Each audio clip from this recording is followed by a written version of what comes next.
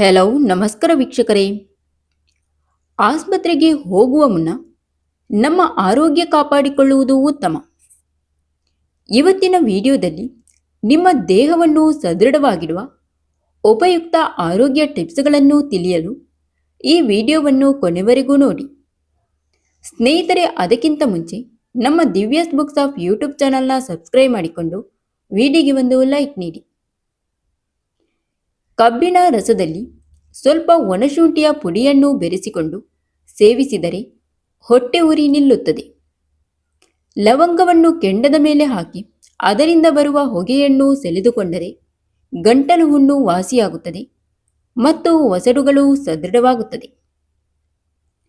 ಬೇವಿನ ತೊಗಟೆಯ ಕಷಾಯವನ್ನು ಸ್ನಾನದ ನೀರಿನೊಂದಿಗೆ ಮತ್ತು ಸೇವಿಸಲು ಬಳಸಿದರೆ ಕುಷ್ಠರೋಗವು ಗುಣವಾಗುತ್ತದೆ.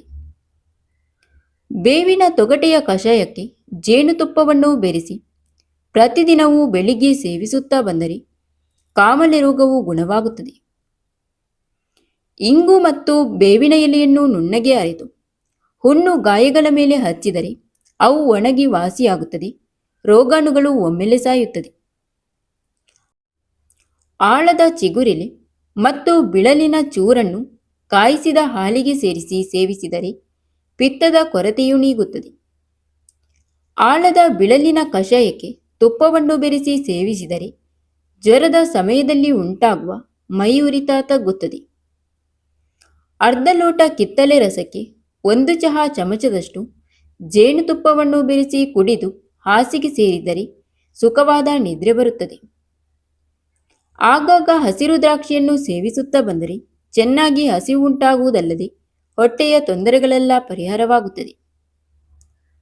ಸುಮಾರು 10 ಲವಂಗದ ಹೂಗಳನ್ನು ಅರ್ಧ ಲೋಟ ನೀರಿನಲ್ಲಿ ಹಾಕಿ ಚೆನ್ನಾಗಿ ಕುದಿಸಿ ಕಷಾಯದಂತೆ ಮಾಡಿ ಸೇವಿಸಿದರೆ ಅಜೀರ್ಣದ ಕಾರಣದಿಂದ ಬರುವ ಹೊಟ್ಟೆ ನೋವು ಗುಣವಾಗುತ್ತದೆ. ಅಗಸೆ ಸೊಪ್ಪನ್ನು 1 ಹಿಡಿಯಷ್ಟು ಅಕ್ಕಿ ತೊಳೆದ ನೀರಿನಲ್ಲಿ ಬೇಯಿಸಿ ಅದಕ್ಕೆ ಉಪ್ಪು ಜೀರಿಗೆಯನ್ನು ಸೇರಿಸಿ ವಾರಕ್ಕೆ 2 ದಿನ ಸೇವಿಸುತ್ತಾ ಬಂದರೆ ಮದ್ಯಪಾನ ಮತ್ತು ಮಾದಕ ವಸ್ತುಗಳ ಸೇವನೆಯಿಂದ ದೇಹದಲ್ಲಿ ಸಂಗ್ರಹವಾದ ವಿಷವಸ್ತುಗಳು ವಿಸರ್ಜನೆಯಾಗುತ್ತದೆ. ಒಣಶುಂಠಿಯ ಚೂರನ್ನು ಬಾಯಿಗೆ ಹಾಕಿಕೊಂಡು ಕರಕರನೆ ಜಗಿದು ಬಾಯಿಯಲ್ಲಿ ಉತ್ಪತ್ತಿಯಾಗುವ ರಸವನ್ನು ಕೆಲ ಹೊತ್ತು ಹಾಗೆಯೇ ಇಟ್ಟುಕೊಂಡು ನಂತರ ಉಗಿಯಬೇಕು. ಹೀಗೆ ಕೆಲವಾರು ಸಲ ಮಾಡುವುದರಿಂದ ಹಲ್ಲು ನೋವು ಕಡಿಮೆಯಾಗುತ್ತದೆ. ಪದೇ ಪದೇ ಬಾಯಾರಿಕೆಯನ್ನು ಅನುಭವಿಸುವವರು, ಮಧುಮೇಹ ರೋಗವುಳ್ಳವರು ಮತ್ತು ಆಗಾಗ್ಗೆ ತಲೆ ಸುತ್ತು ಬಂದು ಬೀಳುವವರು ಖರ್ಜೂರವನ್ನು ನಿಯಮಿತವಾಗಿ ಸೇವಿಸುತ್ತಾ ಬಂದರೆ ಅನಾರೋಗ್ಯದ ತೊಂದರೆಗಳೆಲ್ಲ ನೀಗುತ್ತದೆ. ಆಣೆಕಾಲು ರೋಗವಿರುವವರು ಮತ್ತು ದೃಷ್ಟಿಮಾಂದ್ಯರು ಆಹಾರದಲ್ಲಿ ನಿಂಬೆ ರಸವನ್ನು ಹೆಚ್ಚಾಗಿ ಸೇರಿಸಿಕೊಂಡು ಸೇವಿಸುತ್ತಾ ಬಂದರೆ ಅವರ ಆರೋಗ್ಯವು ಉತ್ತಮಗೊಳ್ಳುತ್ತದೆ. ಕಾಂಚಿ ಗಿಡದ ಎಲೆಗಳ ರಸವನ್ನು ರಕ್ತಗಾಯದ ಮೇಲೆ ಹಚ್ಚಿದರೆ ಗಾಯವು ಬೇಗನೆ ಒಣಗಿ ವಾಸಿಯಾಗುತ್ತದೆ. ಬಜೆಯ ಚೂರೊಂದನ್ನು ಬಾಯಲ್ಲಿ ಹಾಕಿಕೊಂಡು ಚೀಪಿದರೆ ಬಾಯಲ್ಲಿ ನೀರೂರುತ್ತದೆ. ಆಗಲೇ ಒಂದು ಬಗೆಯ ಶಾಖವು ಹುಟ್ಟುತ್ತದೆ. ಆ ಶಾಖವು ಕೆಮ್ಮು ಮತ್ತು ಗಂಟಲು ನೋವುಗಳನ್ನು ದೂರ ಮಾಡುತ್ತದೆ. ಸ್ವಲ್ಪ ಬಜೆಯನ್ನು 3 ಲೋಟಗಳಷ್ಟು ಕುದಿಯುವ ನೀರಿಗೆ ಹಾಕಿ ಅದನ್ನು ಶೋಧಿಸಿ ಮಗುವಿಗೆ ಆಗಾಗ ಕುಡಿಸಿದರೆ ಬೇದಿ, ಜ್ವರ ಮುಂತಾದ ತೊಂದರೆಗಳು ನೀಗುತ್ತದೆ. ಗಾಳಿಯಲ್ಲಿ ರಾಸಾಯನಿಕಗಳು ಬೆರೆತು ರೋಗವನ್ನು ಉಂಟು ಮಾಡುತ್ತದೆಂಬ ಸಂದರ್ಭದಲ್ಲಿ ಸ್ವಲ್ಪ ಬಜೆಯನ್ನು ಬಾಯಲ್ಲಿ ಹಾಕಿಕೊಂಡು ಜಗಿಯುತ್ತಿದ್ದರೆ ದೇಹಕ್ಕೆ ಒಳ್ಳೆಯದು. ಹರಳೆಣ್ಣೆಯಲ್ಲಿ ಇಂಗನ್ನು ಹಾಕಿ ಕಾಯಿಸಿ ಬೆಚ್ಚಗಾಗಿಸಿ 2 ತೊಟ್ಟು ಕಿವಿಯಲ್ಲಿ ಹಾಕಿಕೊಂಡರೆ ಕಿವಿ ನೋವು ಗುಣವಾಗುತ್ತದೆ. ಮುಂಗುರುಳಿ ಗಿಡದ ಭಾಗವನ್ನು ಕತ್ತರಿಸಿ ಅದರಿಂದ ರಸವನ್ನು ತೆಗೆದು ಕುಡಿದರೆ ಕಣ್ಣು ನೋವು, ಕರುಳಿನ ರೋಗ, ಹೊಟ್ಟೆ ನೋವು, ಹಸಿವೆಯಾಗದಿರುವಿಕೆ ಇವೆಲ್ಲವೂ ದೂರವಾಗುತ್ತದೆ. ಸುಣ್ಣ ಮತ್ತು ಅರಿಶಿಣಗಳೆರಡನ್ನೂ ಸಮ ಪ್ರಮಾಣದಲ್ಲಿ ಬೆರೆಸಿಟ್ಟುಕೊಂಡು ರಾತ್ರಿ ಮಲಗುವ ಮುನ್ನ ಕೆಸರು ಹುಣ್ಣುಗಳಿಗೆ ಸವರಿಕೊಳ್ಳುತ್ತಾ ಬಂದರೆ ಹುಣ್ಣು ವಾಸಿಯಾಗುತ್ತದೆ. ಮಾವಿನ ಹೂ ಮತ್ತು ಚಿಗುರೆಲೆಗಳನ್ನು ಸಾಕಷ್ಟು ನೀರಿನಲ್ಲಿ ಚೆನ್ನಾಗಿ ಕುದಿಸಿ ಆರಿಸಿ ಬೆಚ್ಚಗೆ ಮಾಡಿಟ್ಟುಕೊಂಡು ಅದರಿಂದ ಬಾಯಿ ಮುಕ್ಕಳಿಸುತ್ತಾ ಬಂದರೆ ಹಲ್ಲು ನೋವು ಮತ್ತು ಒಸರು ನೋವುಗಳು ನೀಗುತ್ತದೆ. ಹಾಗಲಕಾಯಿ ಬಳ್ಳಿಯ ಎಲೆಗಳ ರಸವನ್ನು ತೆಗೆದಿಟ್ಟುಕೊಂಡು 3 ದಿನಗಳ ಕಾಲ ಬೆಳಗಿನ ಹೊತ್ತು 1 ಔನ್ಸಿನಷ್ಟು ಸೇವಿಸಿದರೆ ಮಲಬದ್ಧತೆ ನೀಗಿ ಮಲವಿಸರ್ಜನೆ ಸರಾಗವಾಗಿ ಆಗುತ್ತದೆ. ಅಲ್ಲದೆ ಹೊತ್ತಿಗೆ ಹಸಿವೆಯೂ ಉಂಟಾಗುತ್ತದೆ. ಲವಂಗದ ಹೂವಿನ ಕಷಾಯದ ಸೇವನೆಯಿಂದ ಕಣ್ಣಿನಲ್ಲಿ ಹೂ ಬೀಳುವುದು, ಕಿವಿ ನೋವು, ಪಿತ್ತದ ತೊಂದರೆಗಳು, ವಾಂತಿ, ಮಲಬದ್ಧತೆ, ವಾಯುವಿನಿಂದ ಉಂಟಾಗುವ ರೋಗ, ಅತಿಸಾರ ಮುಂತಾದವು ದೂರವಾಗುತ್ತದೆ. ಪುರುಷರು ಮತ್ತು ಸ್ತ್ರೀಯರ ಜನನಾಂಗಗಳಲ್ಲಿ ಮತ್ತು ಅವುಗಳ ಸುತ್ತಮುತ್ತಲೂ ಉಂಟಾಗುವ ವ್ರಣಗಾಯಗಳಿಗೆ ಕೇಸರಿ ಹೂವನ್ನು ಜೇನುತುಪ್ಪದೊಂದಿಗೆ ಅರೆದು ಹಚ್ಚಿಕೊಂಡರೆ ಅವು ಬೇಗನೆ ಗುಣವಾಗುತ್ತದೆ. ಹಲ್ಲು ನೋವಿರುವ ಸ್ಥಳದಲ್ಲಿ ಈರುಳ್ಳಿಯನ್ನು ಕತ್ತರಿಸಿ ಹೋಳು ಮಾಡಿ ಕೆಲವು ನಿಮಿಷಗಳವರೆಗೆ ಒತ್ತಿ ಹಿಡಿದುಕೊಂಡರೆ ನೋವು ಮರೆಯಾಗುತ್ತದೆ. ಮುಂಗುರುಳಿ ಬಳ್ಳಿಯನ್ನು ಹುಣಸೆಹಣ್ಣು ಮತ್ತು ಉಪ್ಪಿನೊಂದಿಗೆ ಸೇರಿಸಿ ಅರೆದು ಹಚ್ಚುತ್ತಾ ಬಂದರೆ ಮುರಿದ ಮೂಳೆ ಬೇಗನೆ ಕೂಡಿಕೊಳ್ಳುತ್ತದೆ ಮತ್ತು ಊತವೂ ಇಳಿಯುತ್ತದೆ.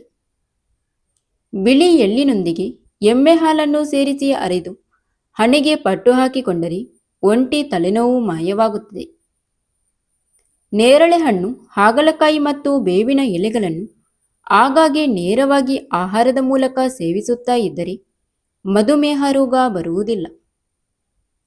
ಉಪ್ಪು, ಅಳಲೆಕಾಯಿ ಮತ್ತು ಜೀರಿಗೆ ಇವು 3 ಸೇರಿಸಿ ಪುಡಿ ಮಾಡಿ ಅದರಿಂದ ಹಲ್ಲುಜ್ಜುತ್ತಾ ಬಂದರೆ ಒಸಡಿನಿಂದ ರಕ್ತಸ್ರಾವವಾಗುವುದನ್ನು ತಡೆಗಟ್ಟಬಹುದು. 1 ಲೋಟದಷ್ಟು ಬಿಸಿ ನೀರಿನಲ್ಲಿ ತುಳಸಿ ಬೀಜಗಳನ್ನು ನೆನೆಸಿಟ್ಟು ನಂತರ ಆ ನೀರನ್ನು ಕುಡಿಯುತ್ತಾ ಬಂದರೆ ಅಜೀರ್ಣದಿಂದ ಉಂಟಾಗುವ ಹೊಟ್ಟೆ ಉರಿ ನಿಲ್ಲುತ್ತದೆ. 4 ಈರುಳ್ಳಿಗಳನ್ನು ಹೆಚ್ಚಿ ಉಪ್ಪಿನೊಂದಿಗೆ ಜಗಿದು ತಿಂದರೆ ಹೊಟ್ಟೆ ನೋವು ಗುಣವಾಗುತ್ತದೆ. ಹೊಟ್ಟೆ ಹಿಡಿದುಕೊಂಡಂತೆ ಆದಾಗ 6 ಚಮಚಗಳಷ್ಟು ನಿಂಬೆಹಣ್ಣಿನ ರಸದೊಂದಿಗೆ ಅಷ್ಟೇ ಪ್ರಮಾಣದ ನೀರನ್ನು ಬೆರೆಸಿ ದಿನಕ್ಕೆ 3 ವೇಳೆ ಕುಡಿಯುತ್ತಾ ಬಂದರೆ ಹೊಟ್ಟೆ ನಿರಳವಾಗುತ್ತದೆ. ಹೊಣೆಗೋಣ ಸೊಪ್ಪಿನೊಂದಿಗೆ ತೊಗರಿಬೇಳೆಯನ್ನು ಚೆನ್ನಾಗಿ ಹಾಕಿ ಮಾಡಿದ ಕೂಟವನ್ನು ಅನ್ನದೊಂದಿಗೆ ಕಲಸಿ ತುಪ್ಪವನ್ನು ಹಾಕಿಕೊಂಡು ತಿಂದರೆ ಕಣ್ಣುಗಳಿಗೆ ತಂಪು ಉಂಟಾಗುತ್ತದೆ. ಕಸ್ತೂರಿ 1 ಭಾಗದಷ್ಟಾದರೆ ಕೇಸರಿ 2 ಭಾಗದಷ್ಟು ಮತ್ತು ಗೊರೋಚನ 3 ಭಾಗದಷ್ಟು ಸೇರಿಸಿ ಎದೆಹಾಲಿನಲ್ಲಿ ಅಥವಾ ವೀಳ್ಯದೆಲೆ ರಸದಲ್ಲಿ ಅರೆದು ಕುಡಿಸಿದರೆ ಪಿತ್ತ, ಶೀತ ಮುಂತಾದವು ನೀಗುತ್ತದೆ. ಈ ಮಿಶ್ರಣವನ್ನೇ ಜೇನುತುಪ್ಪದಲ್ಲಿ ಸೇರಿಸಿಕೊಂಡರೆ ವಾಯುತೊಂದರೆ ದೂರವಾಗುತ್ತದೆ. ಕಾಯಿಸಿದ ಹಸು ಹಾಲಿಗೆ 1 ಚಹಾ ಚಮಚದಷ್ಟು ಜೇನುತುಪ್ಪವನ್ನು ಕಲಸಿ ಪ್ರತಿದಿನವೂ ಸೇವಿಸುತ್ತಾ ಬಂದರೆ ಕೆಲವೇ ದಿನಗಳಲ್ಲಿ ರಕ್ತಹೀನತೆ ರೋಗವು ವಾಸಿಯಾಗುತ್ತದೆ. ಗೋರಂಟಿ ಗಿಡದ ಬೇರನ್ನು ಚೆನ್ನಾಗಿ ಅರೆದು ಅದನ್ನು ಪಾದಗಳಲ್ಲಿ ಆಣಿ ಇರುವೆಡೆ ಇಟ್ಟುಕೊಳ್ಳುತ್ತಾ ಬಂದರೆ ಕೆಲವೇ ದಿನಗಳಲ್ಲಿ ಆಣಿ ಮಾಯವಾಗುತ್ತದೆ. 15 ಮಿಲಿಲೀಟರ್ಗಳಷ್ಟು ಈರುಳ್ಳಿಯ ರಸವನ್ನು ಬೆಳಿಗ್ಗೆ ಸಂಜೆಯಂತೆ ದಿನಕ್ಕೆ2 ಸಲ 4 ದಿನಗಳವರೆಗೆ ಸೇವಿಸಿದರೆ ಸತತ ಧೂಮಪಾನದಿಂದ ಉಂಟಾದ ಕೆಮ್ಮು ಗುಣವಾಗುತ್ತದೆ. ತುಳಸಿ ಎಲೆಗಳನ್ನು ದೇಹಕ್ಕೆ ಉಜ್ಜಿಕೊಂಡು ಮಲಗಿದರೆ ಸೊಳ್ಳೆಗಳು ಹತ್ತಿರ ಸುಳಿಯುವುದಿಲ್ಲ, ನೆಮ್ಮದಿಯಿಂದ ನಿದ್ರಿಸಬಹುದು. ರಕ್ತಗಾಯಕ್ಕೆ ಟಿಂಚರ್ಗಿಂತಲೂ ಉತ್ತಮವಾದ ಔಷಧಿ ಎಂದರೆ ಕಾಂಚಿ ಸೊಪ್ಪು. ಈ ಸೊಪ್ಪಿನ ರಸವನ್ನು ರಕ್ತಗಾಯಕ್ಕೆ ಹಚ್ಚಿದರೆ ಗಾಯವು ಬೇಗನೆ ವಾಸಿಯಾಗುವುದಲ್ಲದೆ ಅದರ ನೋವು ತಗ್ಗುತ್ತದೆ. Thank you for watching. ಸ್ನೇಹಿತರೆ, ಇಂತಹ ಹೆಲ್ತ್ ಟಿಪ್ಸ್ಗಳಿಗಾಗಿ ನಮ್ಮ ದಿವ್ಯಾಸ್ ಬುಕ್ಸ್ ಆಫ್ ಯೂಟ್ಯೂಬ್ ಚಾನಲ್ನ ಸಬ್ಸ್ಕ್ರೈಬ್ ಮಾಡಿಕೊಂಡು ವಿಡಿಯೋಗೆ ಒಂದು ಲೈಕ್ ನೀಡಿ. ಈ ವಿಡಿಯೋನ ಆದಷ್ಟು ಶೇರ್ ಮಾಡಿ. ನಿಮ್ಮ ಅನಿಸಿಕೆಯನ್ನು ಕಮೆಂಟ್ ಮೂಲಕ ತಪ್ಪದೆ ತಿಳಿಸಿ.